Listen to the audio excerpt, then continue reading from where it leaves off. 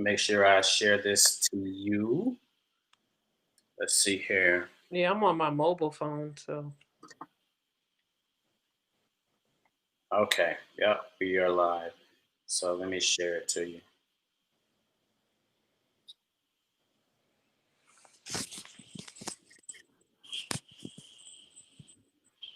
One viewer. They are.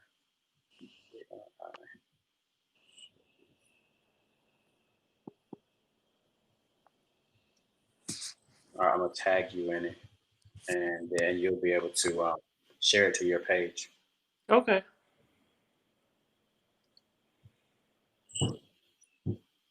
All right, guys, for you all who are watching, I see Erica McDaniel. Oh, let me turn this volume down. Erica McDaniel, I hope you're doing well, girl. It's been forever since I've seen you or spoken to you. We got Tawana. Guys, we're going to talk about real estate. We're talk about real estate. We're going to talk about investing. We're going to talk about all those good things that can put you into a better situation tomorrow than you are today if you take the knowledge and you actually apply it. So we got with us tonight, just as about a week or so and some change ago, Miss Charisse. And last time we had some type of glitch to where our we it was great information, and so many people were telling me how it was such great information, but like we couldn't really hear you too well every time you try to speak. It sort of whatever. We ain't worry about that today. Right. So, what I want to do first and foremost, for those who do not know, just tell us a little bit about you, Charisse. What are some things that you currently got going on in life, and what got you to where you are right now?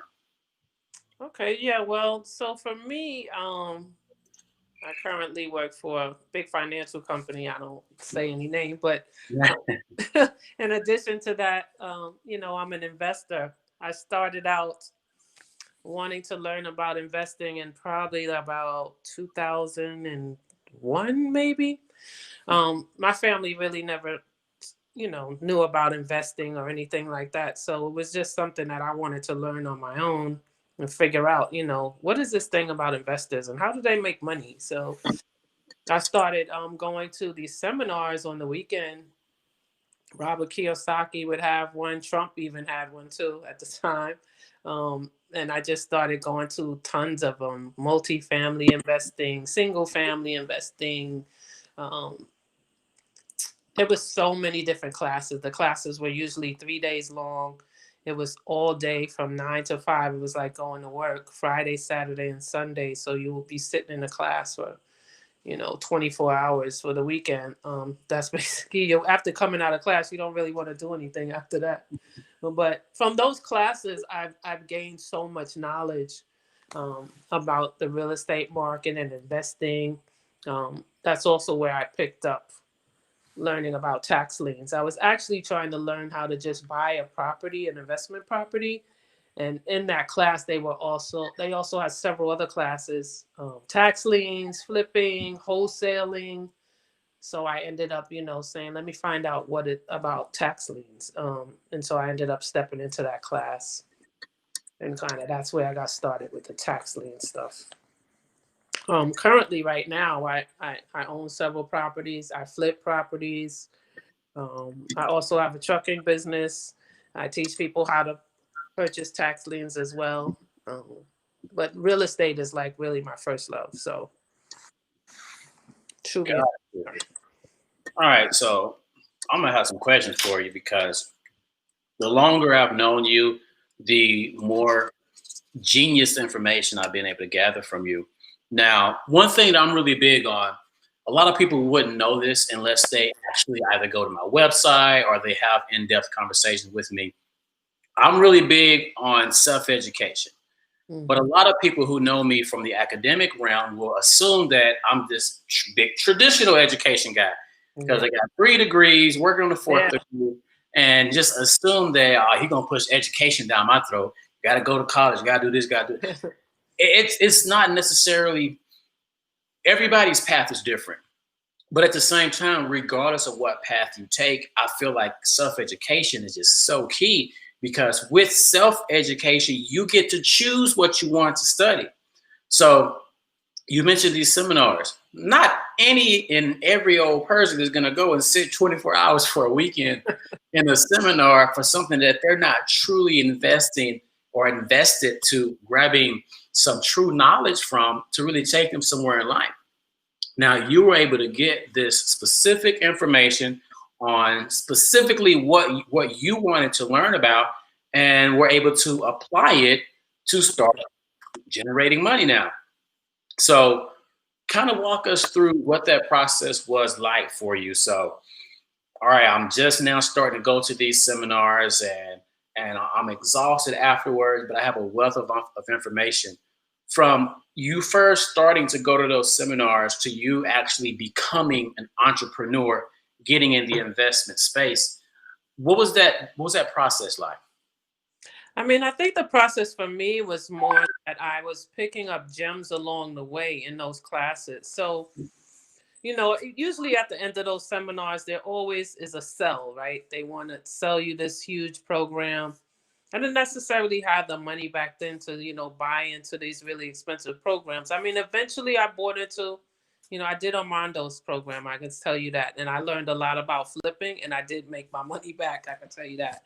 It was very costly, but picking up those gems along the way about investing, how do you get started as an investor? Like, where do I go? And for me, one of the key things was that you needed to join a group of people, of like-minded people, sort of like the group that I'm currently in, that we're in, with our mentor. So that really propelled me um, to the level of like, okay, I need to join a group of like-minded people. I need to find out what they're doing and how I can get there as well. So I ended up going to like local investment groups. Um, they were during the week or something. It might have been an hour or two, but as you go to those groups and you start to meet other people in the realm, and they're all wanting to know about investing, and some already are investing, you can then start to talk to people about investing. So once I got into those groups, I met some key contacts, right? Because I always say your network is your net worth. I think that's really key. Is like you need to network with people. Oh, Um, yeah. so from that group, I actually found, this investor. He was an investor as well, but he was also selling homes, single family homes in another state, and I was interested in that because it was economical for me. So I was like, wow, you have houses you're selling for $30,000, like, that was like unheard of. So that's really how I got started. I kind of connected with that guy, and then he kind of connected me, and then I went to that place and saw those homes, and I was like, wow, this is really true. Like, and then I kind of started investing from there. Got it. So, and at this time, I'm assuming you were already a certain amount of years into your profession at your financial Yes. company. Yeah, All right. definitely. Yeah. So I asked that because a lot of people feel like that they can't necessarily get into a space of doing what they truly desire in the entrepreneurial realm without chunking the deuces to the job. Like, I quit my job last week. Now I'm going to go and be an entrepreneur. You hear those cliche stories all the time. Yeah. I fired my boss. It's something that, as an amateur or a wannabe entrepreneur, you get caught up with those because it's the hot thing to say. It's the attractive Exactly. thing to say. You think Right. that's what's going to pull people to you, but you're only going to pull other amateurs to you when you're that person. Now I can say that because I was that person once upon a time. I Right. was that person once I got into network marketing back in 2012 that was saying things like, "Why would you want a 9 to 5 when you got to do yada yada yada?" You're on a 40-40-40 plan to work. I mean, some of it is true, but our society wouldn't function if we didn't have people that worked a 9 to 5. If we didn't have individuals that were in certain areas. So now I respect all of those areas.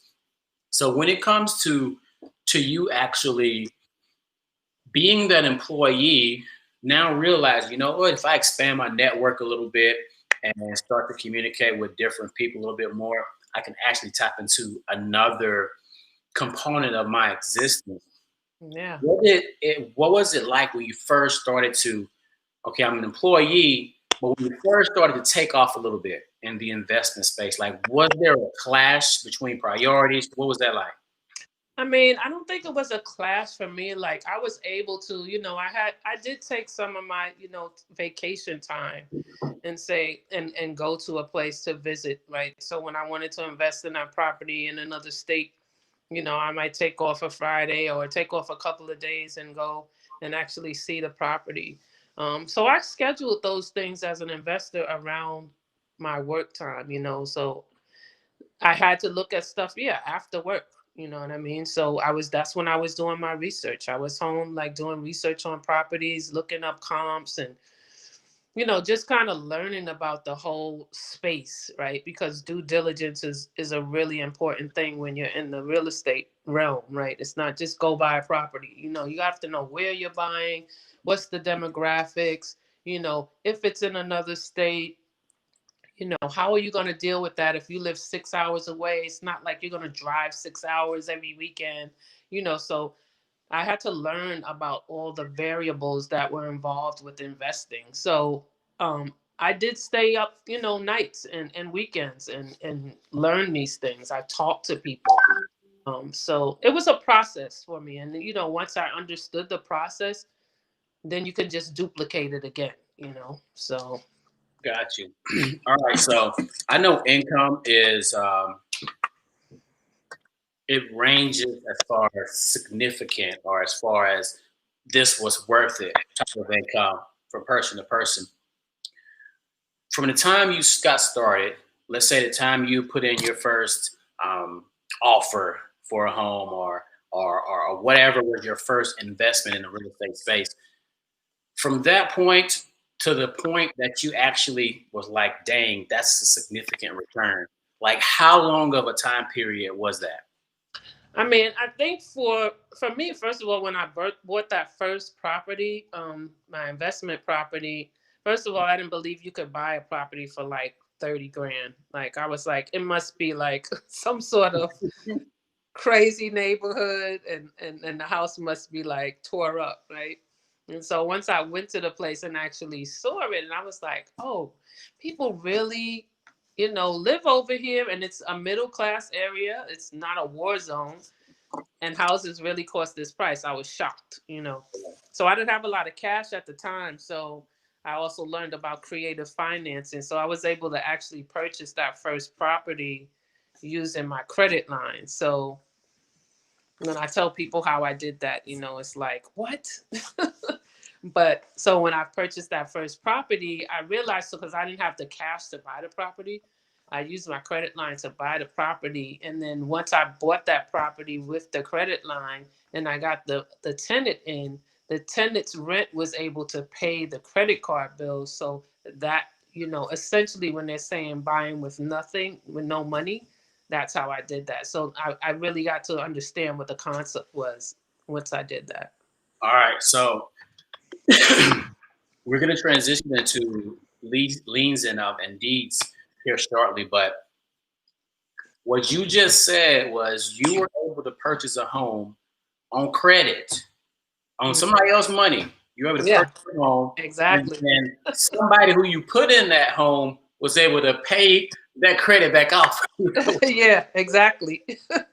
So listen, like I want everybody to hear that, and I'm gonna like go back and I'm gonna timestamp this part in a comment later, because so many people just have the misconception that I got to have hundreds of thousands of dollars to start becoming a real estate investor. But you don't have to have that. If you don't have this type of money, there's other things you have to have in place. So that kind of goes into the importance of having a good credit score. Absolutely. Now, what can you tell us when it comes to your beginning years of getting into the credit space? Like what prepare you to be in the right place to actually have that type of credit to where you could actually get your first real estate property because of your credit score? Like, how did you get to that point? I mean, for me, I think for me, I just was never a person that was spending like that, right? So And I actually didn't even realize what I had, until, like I said, I was going to these seminars, and one of our assignments, because they were saying, well, you can buy a property. I was like, I don't have any money. And then, the guy was like, look, at lunchtime, I want you all to go and call your credit card companies and ask them for such and such amount of money. And so I was like, what? And so when I came back at lunchtime, he was like, how many of you can buy a house right now? And I was just like, me. He was like, oh, you did what I said. I was like, I was floored. So because my credit score was really good, that enabled me to be able to ask, for a higher credit limit, which enabled me in turn to purchase that property because I had a higher credit limit and I didn't have to use my own cash. And that's, using other people's money, and that's, leverage. That's what you need to do. Now, I forget who I was listening to where I heard this, but they liken having good credit to having good relationships. Mhm. Whereas as you're building your credit, you're building relationships with companies. Yeah. And if those companies see that this is a solid relationship that this person is building with me, I want to increase the relationship. So let me increase their limit. Right. Let me make sure that we do what's necessary to help boost their credit score so that they can get more relationships like this. And if you look at your credit like that, you realize that relationships bring about more friendships. And when you can make a friendship with someone who has this certain property that you're trying to get a hold of, they're going to see the relationship that you've been able to build and sustain. Like, this is a good relationship keeper. Mhm. And they're going to want to pull you into their circle, make sure that you can get that property. And that's when the wheel starts turning, guys. But just as she mentioned earlier, like being part of certain groups, a lot of times you don't get this information. I wouldn't be getting this information if I wasn't part of the group that Charisse and I actually met through. And Awesome. yeah, and at the same time, I put out an ebook back in 2018. I was just talking to Charisse about this before we started. And in my ebook, it's Your Journey Towards Self-Actualization is the title of the ebook. And the subtitle is, I think, like 8 simple principles to get you from where you are to where you want to be in life. And one of the principles is knowledge is not power. Because there's so many of us that we know what we need to do. Right. People in our ear left and right. Hey, go do this, go do that, and this will happen. Put these 2 pieces together, and then you'll get this. But you're not doing it. So whoever's listening to this, Charisse, she went and did what this gentleman told them to do on the lunch break, and she positioned herself to start the creation of generational wealth. Exactly.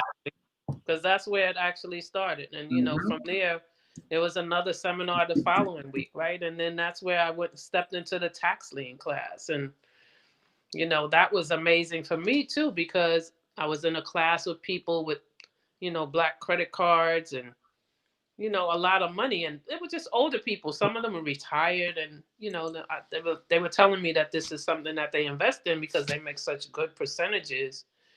And I was like, wow, because I didn't even know what the black credit card was either at the time. So, that was a bit shocking. And I'm like, they must have a lot of money. But, they were using tax liens. When I found out, the percentages that you make, no matter what's going on with the economy, it was just mind boggling. Like, it was like the most well-kept secret. Like, this has been going on for so many years, but nobody's talking about it. But these other people that have money, they know about all of these different investments. So, they're taking 100,000 or 200,000 and buying some liens and making 18% or 26% on their money, not worrying about their money being in the market, where you could make 8 to 10% over 30 years.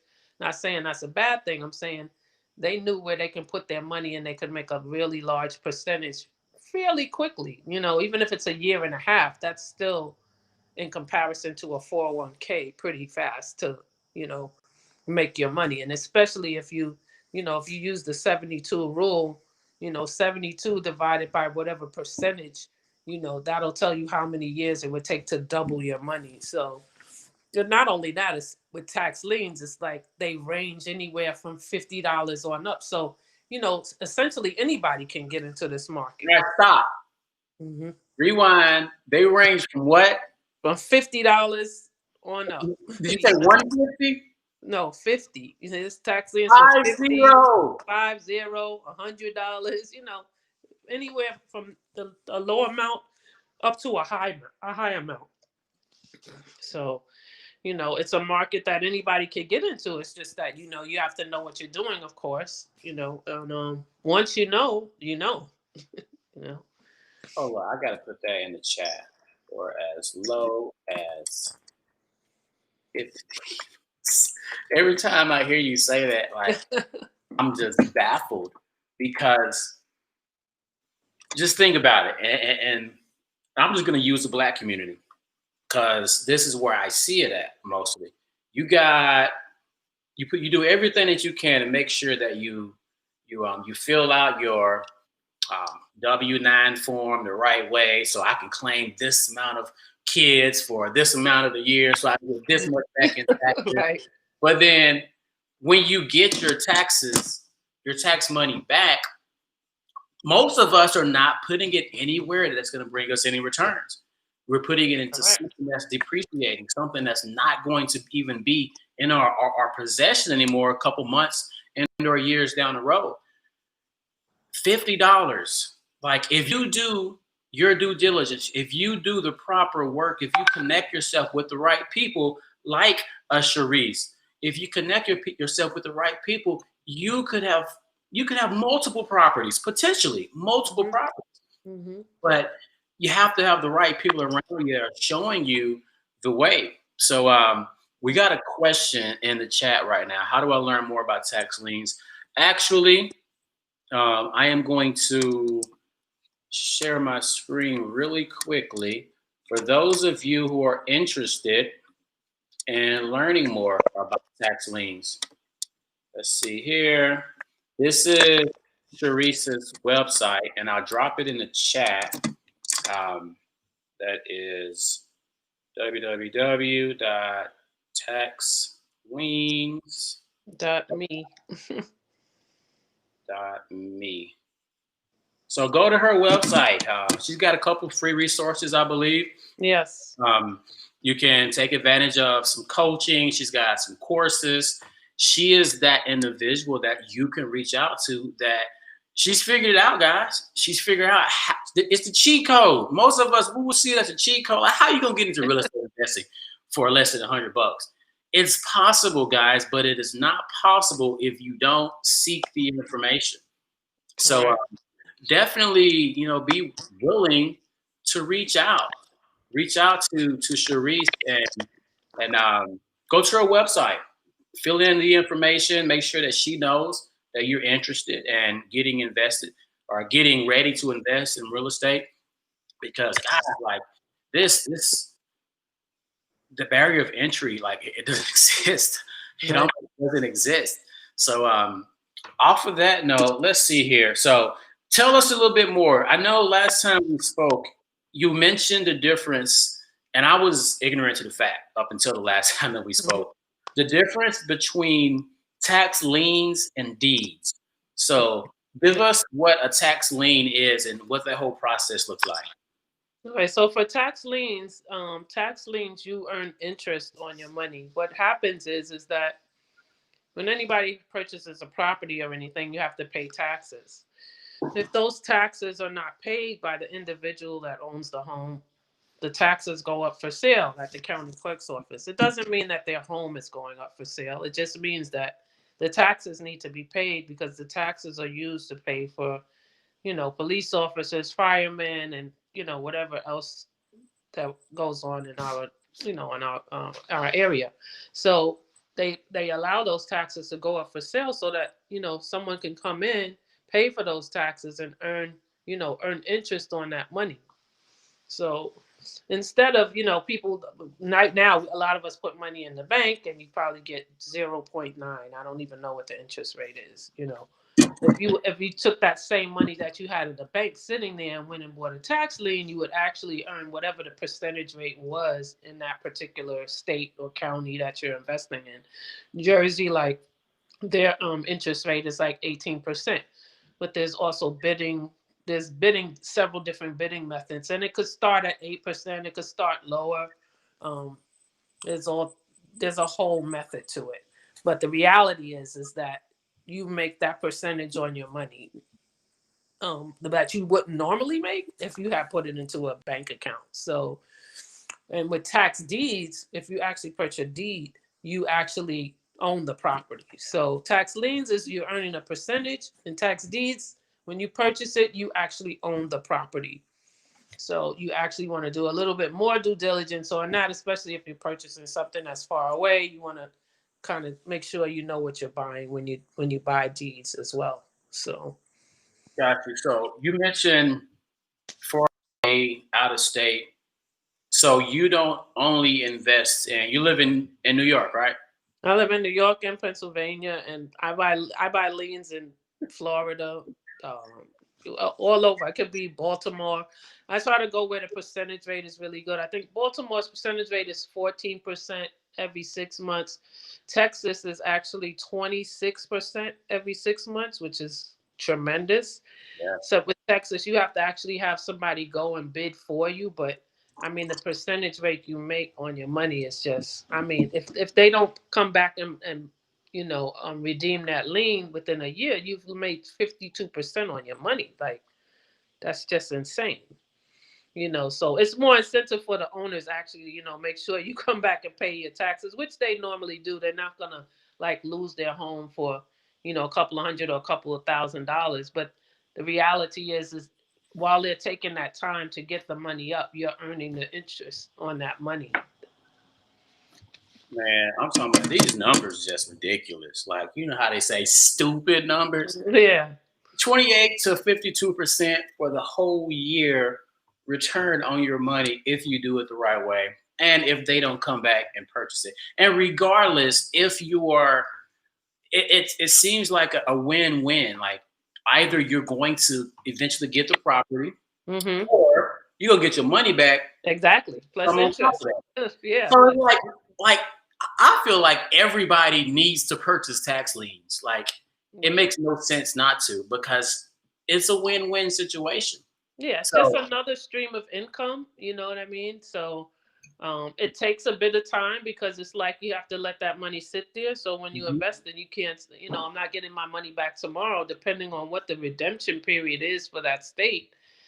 They could give people a year and a half to come back. But so what if your money's in for a year and a half and you make 18 or more, 26%? Like, you have to check what the rules are for each county and state. So yeah.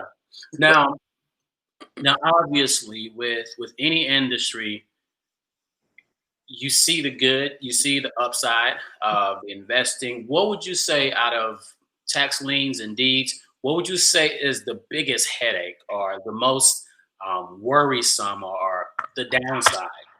I mean, I think the downside is just if you don't do your due diligence, right, and you purchase something that's like a sidewalk, right? So you have to make sure that you know what you're purchasing because you kind of get parcel numbers. Some states give you more information than another, so you have to do a little bit of digging, especially if it's far away. You got to figure out what you're actually purchasing. If you just get a parcel number, you have to now tie that back to an address.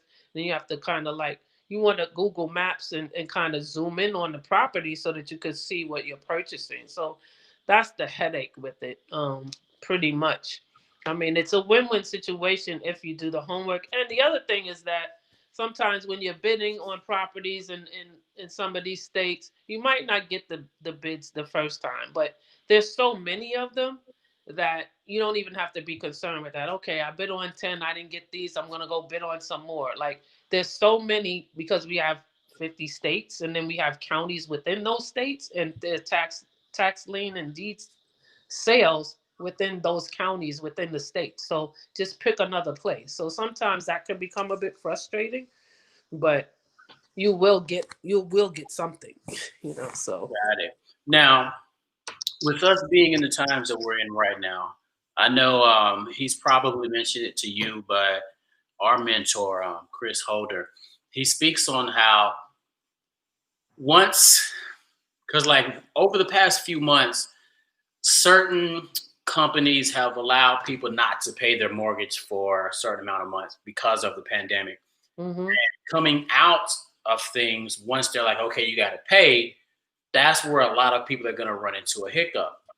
Hmm. So just me kind of putting two and two together, now would be a good time to start thinking about getting into investing in liens and deeds because there's probably going to be a lot of them going up for auction here within the next few months. And they probably already been going up too. And the fact Yeah. that you know that people will take a longer time to come back and pay, the longer they take, the better, right? You make more money. That's true. That's true. So obviously the sooner the better. Mhm. So just before we continue, y'all make sure you go to her website, www.taxliens.me, and connect with her. Get her a free ebook. Grab any course that you can get from her. But you got to realize that just because you go and you educate yourself on something, you still might not be able to truly navigate it. So, you do one-on-one coaching as well, right? Yeah, I do one-on-one coaching, depending on what the person needs. Pretty much. I mean, I give a lot of information in the course that I have there. So, if they need extra help, yeah, we talk about mentoring and what kind of time is needed. Do you want me to go with you to the tax sale? Like, if you want to go to a live one, because I always suggest, even though you can do them online, that you actually go to a tax sale and kind of sit through it so you can actually see the whole process. Got it, got it. So I would highly recommend that because you got YouTube University, but you Yep. need a coach. You need a teacher. You need someone to show you, okay, you need to actually dig a little bit deeper over here because based off of what you just told me, you're Hmm. gonna end up with sidewalk. You're gonna end up with a sidewalk. Yeah, exactly. So that is, man, that's just some great information that that you've shared. Now, just going back to the fact that you work for a financial company, a large financial company, and also you're a real estate investor. And I know a little over a year ago you got into the trucking space. So Yeah. tell us a little bit like where did that come from? Because that's like a multi-preneur, like for sure, for real, like real estate and trucking. Like how did the trucking get started? I mean, I was talking to someone about the trucking industry. I had talked to several people about it because you always see these big trucks on the road, right? So you like wondering like there's so many trucks. So I started inquiring about that. And then I ended up, getting into business with somebody that had been in the business for quite some time. And then I ended up pretty much branching off to do it myself. So it's it's a rough industry, but it's very lucrative. I could tell you that because when the pandemic happened and there was nothing moving, my trucks were moving. Mhm. So I mean, it was mask and Lysol, whatever needed to get moved from place to place, the trucks were moving. So when no one was on the road, my truck was still working. So you make anywhere from 8 to maybe two. Well, I mean, there was a day when I made $3,200 in a day. You know what I mean? So Yeah. the range is crazy. You know, there is Now, a lot involved with it, getting into it, but once you're in it and you get settled and you understand what's happening and how to move in this business, it's pretty lucrative. got it. No, we ain't gonna go too much deeper into that. We'll definitely do another live someday, speaking on how to get started in that space potentially. But I wanted to bring it up because when you think about generating wealth and getting yourself to somebody, you got your check coming every 2 weeks or however long. But then some people figure out, okay, I want to be able to do this. But let me figure out how can I do it for myself, and then they become self-employed. So that's the second quadrant. And then people who go from being self-employed, I need some extra people to help me with this, and they become the business owner. Now they're making their way through that cash flow quadrant, but a lot of people stop there. Some of the most successful people stop right there. But when you get into that investor category, that's when you have completed that quadrant and you can start to really generate some true wealth.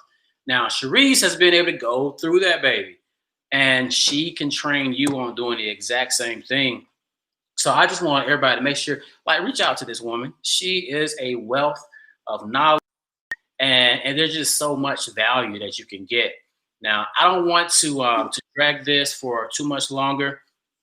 But before we leave, Charisse, is there anything that you got going on anytime soon, or just some places you want to direct people to, maybe some helpful information, or anything you want to leave with the guests? I mean, for me, I tell people to reach out to me if they want to just talk about, just general and getting involved in investing. Because I have a wealth of knowledge in several different areas. I find that people call me about tax liens, and then we end up talking about real estate and how do I buy my first property. Oh, you flip too? Oh, you know, I need to see how you do that process too. It's a lot involved with that stuff too. But but the main thing I think that people need to, have to, as Chris was talking about the other day when he did his segment, is like, you got to make sure you get your finances in order, you know. Multiple streams of income is just one thing that I feel like we need to have, because as we know, as we're going through this pandemic, we see that it's really important. If something happens with your job, you want to be able to have, income coming in from several different sources. So I'm always willing and happy to talk about investing and, why I invest and why others should invest. So, feel free to reach out if you want to talk about that stuff. Beautiful, beautiful. So we're gonna be doing this again sometime probably within the next couple of weeks, next month or so, because this is information it's critical right now, because there's so many people out there hurting. And if you can figure out today the things that you need to put in place to where, God forbid, when this type of time comes around again in our life, we actually are in a position to still be winning. Like Charisse said, when everything else slowed down, trucks were still moving. So figure out how you can take advantage of the times that we're in. Reach out to Charisse to start positioning yourself. If you need to get your credit and your finances in place, reach out to myself and the network that I'm part of with Charisse. We really are big about helping people get their finances in the right place, and we're doing so for ourselves at the same time. So y'all just look back up through the chat, guys. Like, these numbers. Look at these numbers. Like, the percentages that you can get on your return in tax liens. I don't know about y'all, but I'm gonna be having many more conversations with Charisse about how can I get my hand on some of these liens. So off that note, that's gonna be it for this evening. I got about 20 minutes of downtime before I got to tune in to another happening for the evening. So thank you for your time, Charisse, and I look forward to doing it again. All right. Thanks, B. All right. Take care.